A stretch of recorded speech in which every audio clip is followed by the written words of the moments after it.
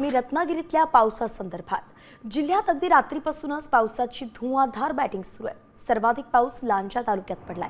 गुहागर, संगमेश्वर, चिपळूणमध्ये जोरदार पाऊस बरसतोय, तर जिल्ह्यातील प्रमुख नद्या अगदी दुथडी भरून वाहत आहेत। जगबुडी आणि कोदवली नदी सध्या इशारा पातळीवरती पोहोचली आहे। दृश्य आपण पाहतोय, रत्नागिरीतली संपूर्ण एक्सक्लुझिव्ह दृश्य सामच्या स्क्रीनवरती तुम्ही पाहताय।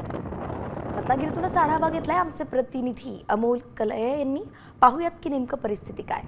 रत्नागिरीला काल रात्री अक्षरशः पावसानं झोडपून काढलं होतं। रात्रभर पावसाची धुवारधार बॅटिंग ही पाहायला मिळाली।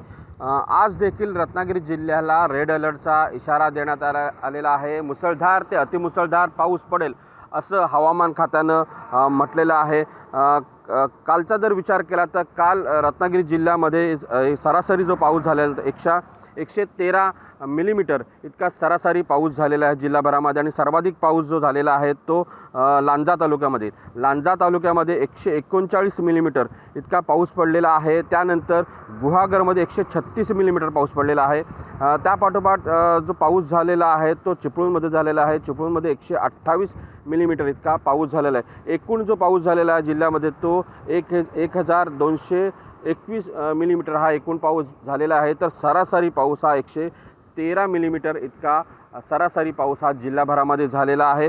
वेगवान वारे जे आहे ते काल रात्रीपासून वाहत आहेत। 40 ते 50 प्रति तास किलोमीटर वेगाने जे आहे ते वारे वाहत आहेत। अमोल कलये, साम टीव्ही, रत्नागिरी।